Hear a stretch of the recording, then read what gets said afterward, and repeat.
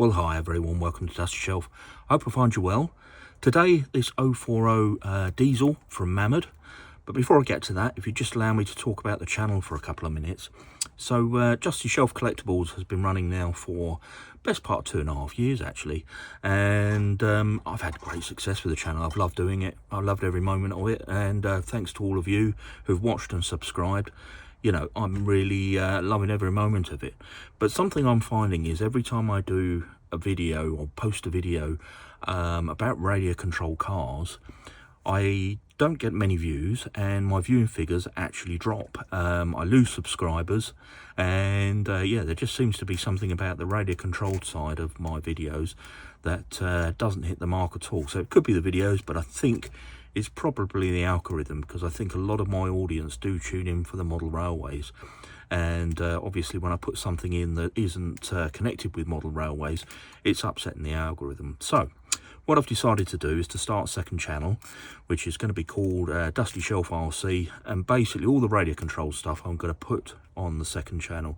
So if you do come to Dusty Shelf at the moment and you're interested in the radio control cars, do hop across to the channel. There's a link in the description, and please do subscribe. And if you want to support me and support Dusty Shelf, then please also do subscribe to the second channel. You know, it really will help me out, and the sooner I get that up and running, the better.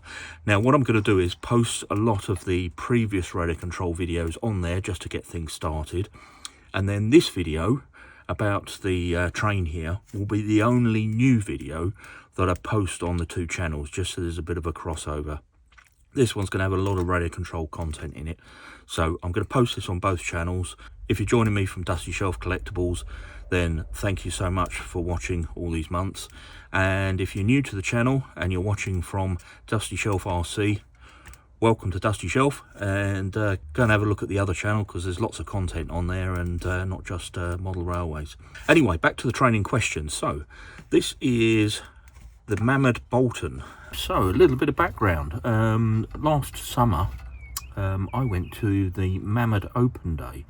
Now if you haven't seen the video, I did film a video, it's on the channel, and it was quite a bittersweet day really. I mean, it was Mammod's first open day, but also their last open day. So if you're not aware, Mammod, basically the building they were in, the landlord put the rent up to such a point that they couldn't continue where they were. All of the tool sets were saved by the family that owned the Mammod name, but the actual machinery all went in with the, I think the receivers came in actually the day after the open day. So on the day they were selling off a few bits and pieces. I've already done one video, which basically was the bus that I bought when I was there. This is the other item that I bought. So this is Mamod Bolton electric train. This one is set up for O gauge, but the wheels are adjustable, so I can make it run on my 45mm G gauge track. Now the story behind this is, as I was walking around looking at all the things for sale, there was a table full of all of these different broken traction engines and trains and all kinds of bits and pieces, and I picked this one up and I said to the guy, how much is that? And he said, well, it's not for sale, this is actually the Mamod Archive. And I said, oh, I am sorry, I thought, you know, you were selling all these bits. And he said, well, hang on a minute, and disappeared off and came back and said, well, actually, we will sell that one. So this is the prototype of the Bolton train, which was in the Mamod Archive, that I bought for, I forget how much I paid for it now, but I mean, I was just looking online when they were for sale. These were 800 quid, but they did have all the electrics in them. This has got nothing in it at all apart from the motor. And yeah, normally they would come with a sound system in there, and yeah, full radio gear and electrics. But what I'm going to try and do with this is, if I take the lid off, now I think there's a button at the back here, if I remember right. You push this button down, you see here, and there's a pin inside. It lifts the pin up. If I just hold that up to the camera, you may be able to make it out. I'm not sure. Let me just see if it can be seen. Yeah, maybe. So, and as I pull that up, I can now slide the body forward like so, and then this will lift off the chassis, and then that leaves us with the rolling chassis here. I'm going to give this a bit of a clean as well. with the motor underneath, and I'm going to hook this up to a combined speed controller and receiver. So the first job I've got to do, drop the motor out, so it's 2 screws, one here and one here. Drop the motor out and solder a couple of wires onto it, so that I can then connect that to the speed controller.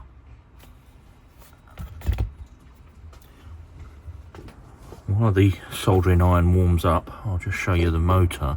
So this is a 12 to 24 volt motor, and there's a little gearbox on the end here. I think you can see all the little cogs inside there. Now this gearbox was all chewed up with dry grease, so I've cleaned that out and that's spinning beautifully now. I'll just let the cleaner dry off and evaporate, and then I'll give that some lubrication. Then I've got a couple of wires to screw onto here. Now I've had to adjust the wheels, but at the moment they're set for 32mm anyway, and I need to change them to 45 for my track, so that's not a problem. But first thing, let's get a couple of wires soldered onto the motor.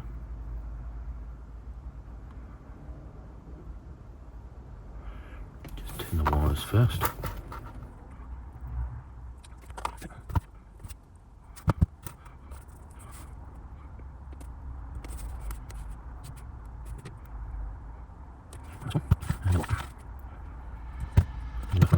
That's right.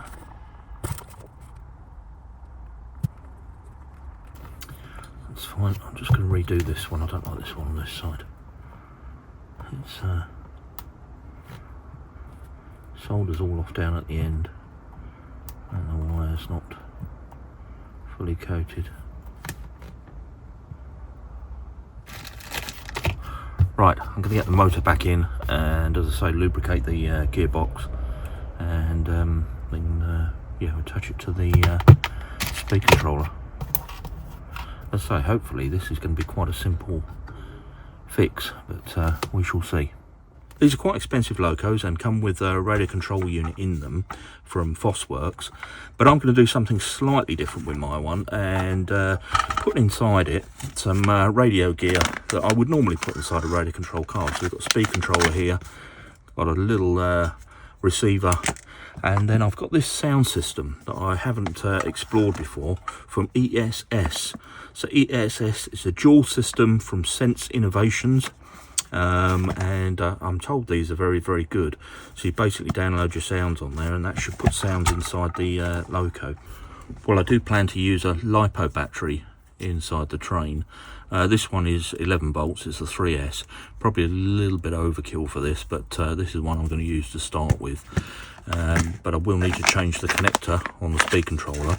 But before I do that, I need to just have a look at the connector in here. So let's do a quick unboxing on the sound module. So ESS dual sound simulator, basically, as I say, from Sense Innovations. Product is made in China, and I think this takes voltages from, I think it's 4 volt up to 30 volt, so it should be absolutely fine for what I'm looking for. Now inside the box you get a link to tie it to your computer. It's the first time I've had a look in here, so you're seeing this as I see it. There's the connector. So you have a little jump lead here to power the sound system, and that's already a Dean's connector on there. So I'm all ready to jump through there. So I just need to change the connector onto the speed controller. Now do make sure you speed. If you are using LiPo, make sure that you do get a speed controller that's suitable for a LiPo. This one is a Hobby Wing and it's a 1060, and this one I know is compatible. Inside here, get a few screws and a number of different brackets. Now I'm not sure if I'm actually going to drill this body. I'll probably leave it as is and just attach this with some tape. I don't want to mark it, so yeah, keep it nice if it's the last one. And there's the sound module.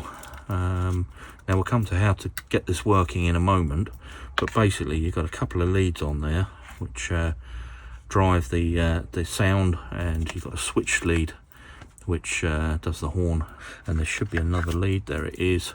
So with this one, this plugs into basically into your speaker, into your receiver, and then sends a signal down one wire to the sound module and down the other wire to the speed controller.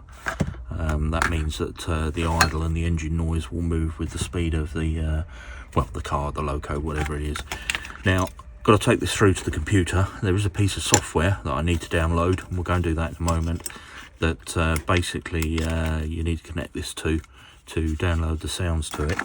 A couple of instruction books here, so I shall have a look at those in a moment off camera and just find out how to actually set this up. But as I say, the first thing I'm going to do is get into my speed controller. Just put the knife in here. And I'm going to change that over to a Dean's connector, and then these two wires, I'm going to connect those up to the motor.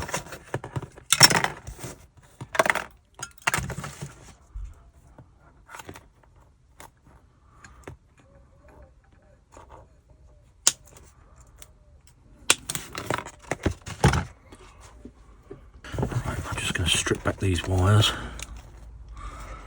on there, on there.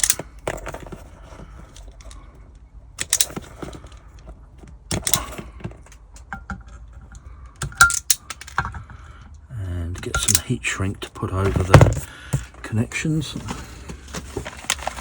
little bit of heat shrink over those two on there. Slide that all the way down before I forget. That one. Put that one up there.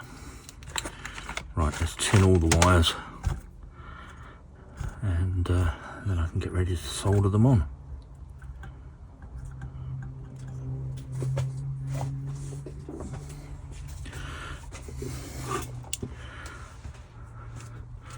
Using the portable soldering iron today.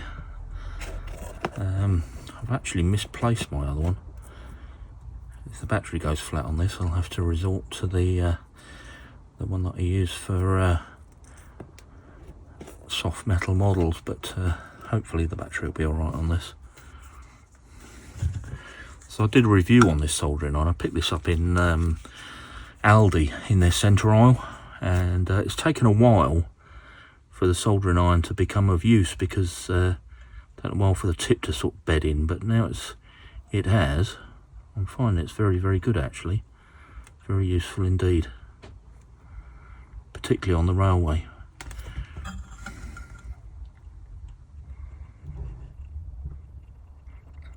I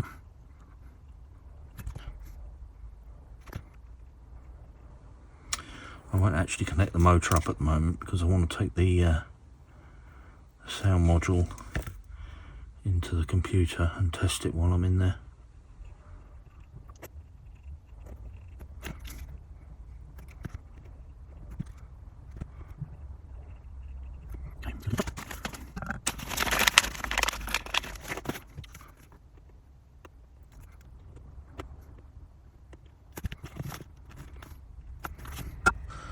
Something to hold this, it's getting rather warm.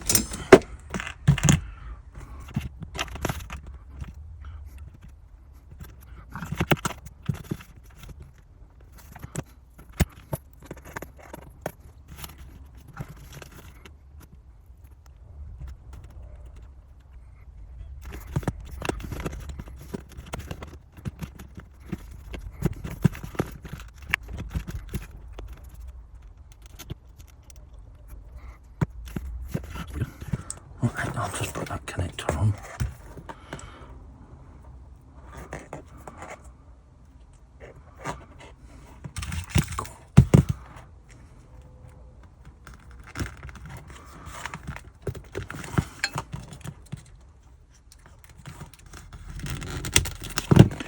Right, there we go, that's our Dean's connector, nice and tight, that's good.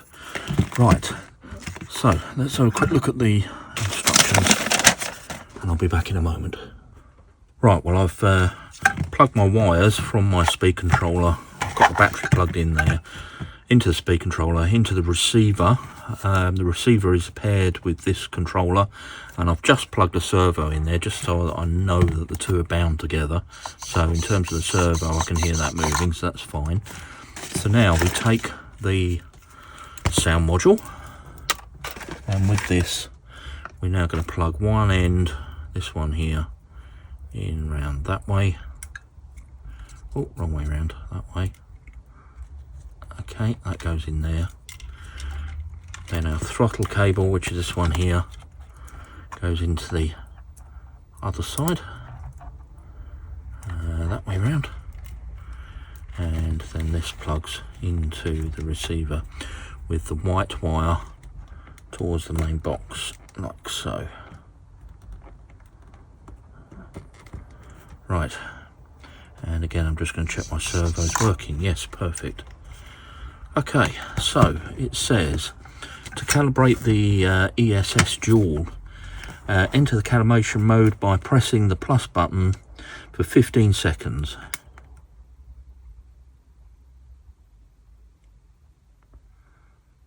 That doesn't sound like it's making any noise at all.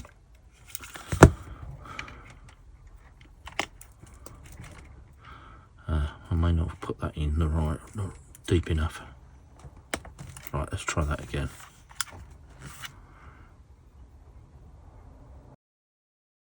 Well, a very schoolboy error there. What I didn't do is actually plug the power onto the sound module. So let's do that. This just goes in between the battery and the speed controller, so it's effectively a jumper, like so. And then we plug this back into the speed controller. Right, and now it bleeps. Okay. Okay, that's now in calibration mode. So now that I've done that, what do I do? It's a neutral calibration, and we're going to pull the trigger to the max throttle position and press plus.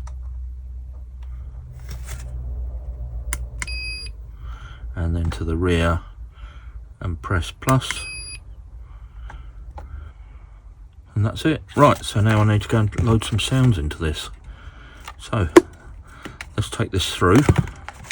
I will keep the power with it so that I can power it up.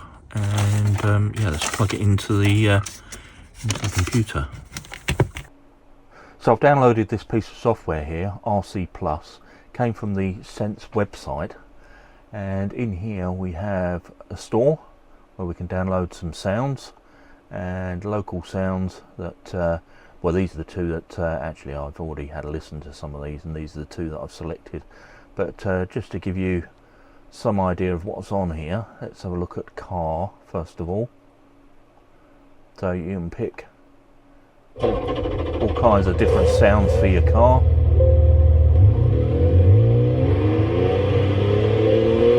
Stop that. We got tow truck. Let's try a tow truck, shall we?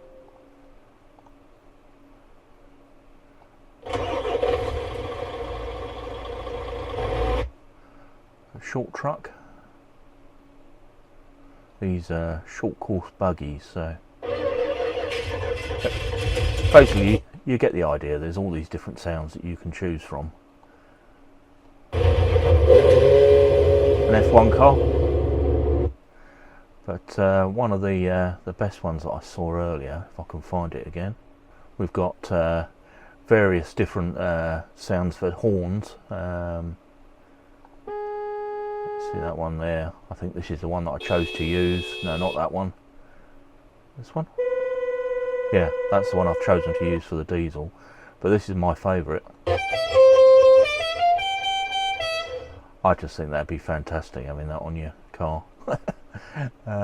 So anyway, you pick which sounds you want, you download them, and they drop into this local sounds directory. So the two sounds that I've picked are the Mitchell and the ship horn. So I'm just going to show you the Mitchell for the diesel engine.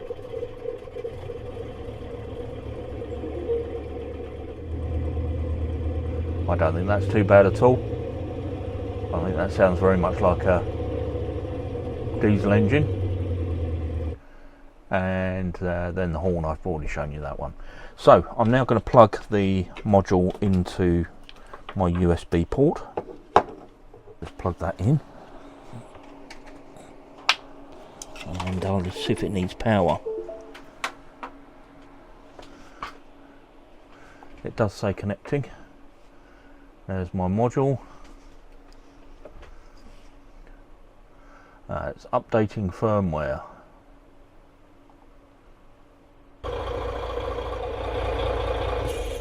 Right, install. Got it now. Installing that.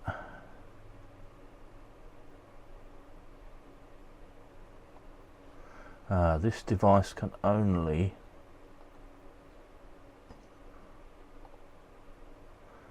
so I can't have the Mitchell.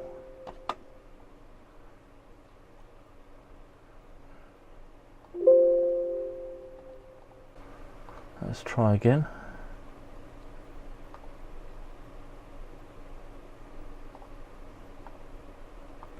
Yeah, I can't install the Mitchell, which is a shame. Right, so let's go back to the car again and let's have a look at the crawlers.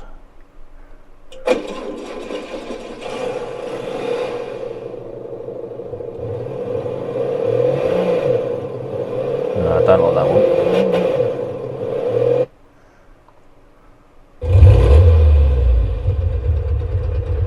That rev's too high.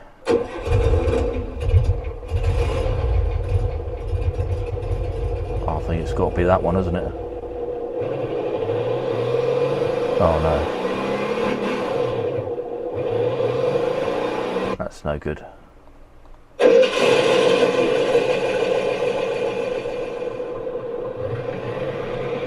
That's no good either. Let's go through these.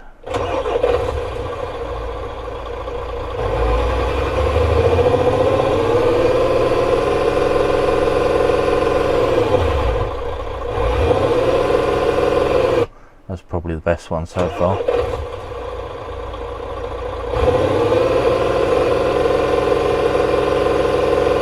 Sounds the same.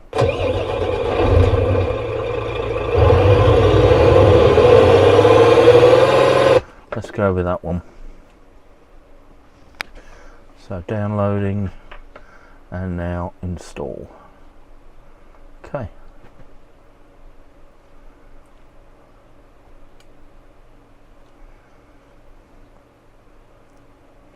Now one thing I will say is you can put your own sounds in here, so you've got sound editor, so you can go and record a sound and put that into this module. So maybe I'll have a go at that in the future.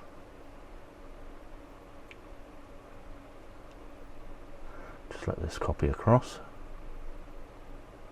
That should be everything in there. I'm now going to take it back through and see if it works. Well, I couldn't really show it in there because my computer's under the desk, but basically just plug that into the little dongle that came with the sound system. Plug this into a USB port. I didn't have the battery attached. Picked it up, and as you saw, I downloaded onto it. I've brought this back in. So let's have a look and see if this is going to work. So I now plug this into the power. Sorry, that one into the receiver and this one into the power. And let's have a look. That doesn't sound very successful. Oh, there we go.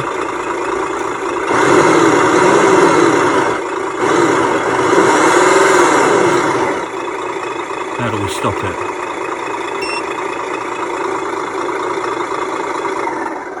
Ah, it stopped after a couple of seconds.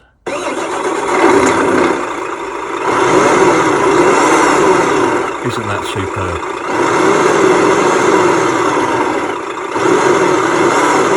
Right, so now let's just have a go with the horn. I'll just plug this in to the receiver. I'll try around that way.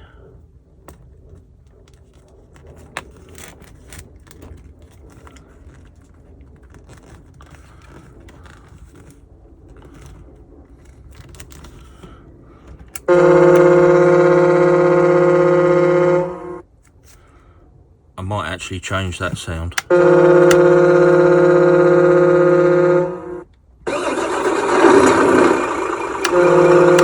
Actually, you know, that's not too bad.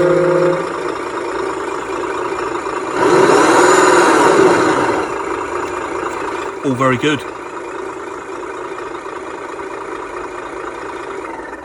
So I just need to tidy this up. I need to solder these wires onto the wires for the motor, and yeah, secure this all inside and go and give it a little run.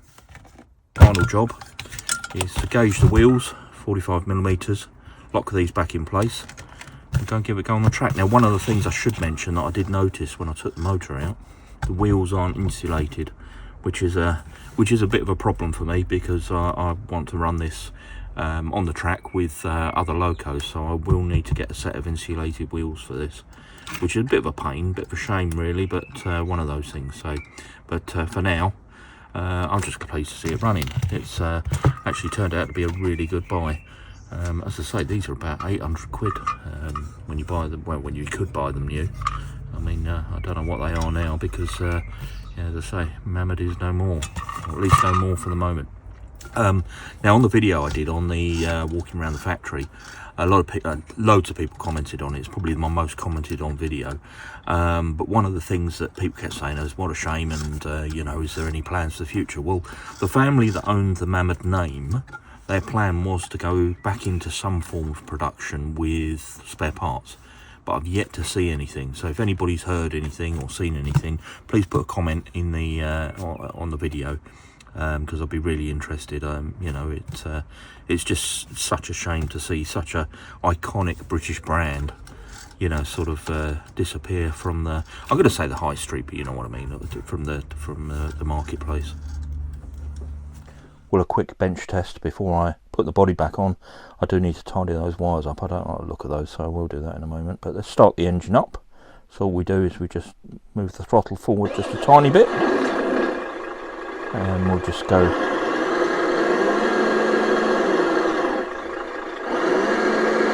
no reverse gear. There we go.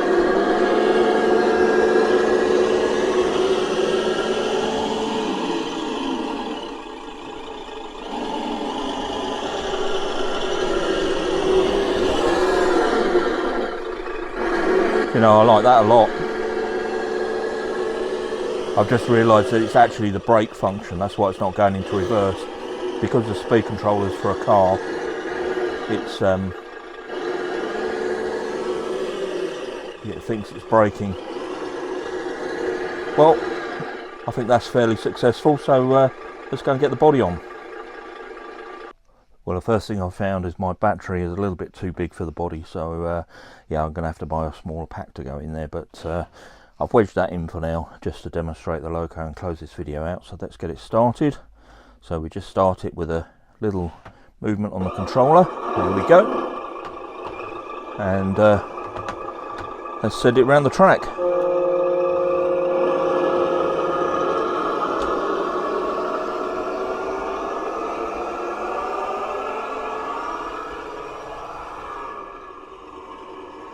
You know, I think I probably do need a light on this one.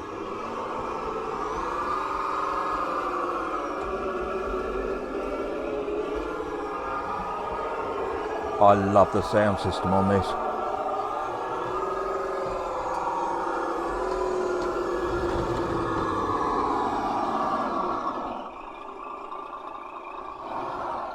Let's go back again.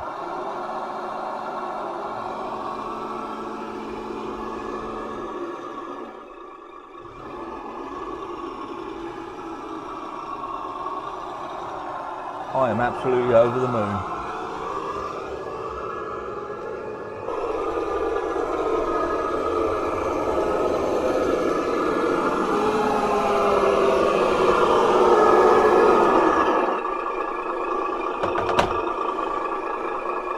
Well, I'm so pleased with this. Absolute bargain for what I paid for it, and managed to put all of the radio control units inside.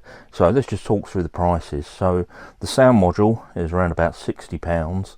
The speed controller, you can pick them up for about £18. The radio gear, £37 complete for the radio gear. So you're talking probably best part of, let's say, £110, £120 for all of the electrics to put into the loco here. The battery, this one in particular with the LiPo, I think that was £21. It wasn't particularly expensive, but you don't have to put a LiPo in it. You can put you know, any sort of battery in, as long as it's got the right voltage. And yeah, I mean, as I say, these were awfully expensive at about £800. I think I've put this on the tracks for maybe 300, and yeah, great addition to the collection, and something very special, being one of the last of the Mammods, and the fact that I bought it from the Mamod factory, and yeah, part of the Mamod Archive as well. So yeah, real shame Mammods no more. I did have a look whilst filming this video just to see if there's any sign of you know, any sign of life, but yeah, nothing so far. So yeah, it's now a year on since I filmed that video around the factory, and yeah, no sign of Mamod coming back, which is such a shame. Anyway, I thought I'd share that with you, and if you enjoyed the video, please do give it a thumbs up, and why not check out the channel? There's lots on there, and if you can subscribe, I'll be really grateful. And obviously there's the video of the tour around the Mamod factory as well, and I'll put the link in the description. And with that, I'll just wrap this up. I'll say thanks ever so much for watching, and I'll catch you on the next one.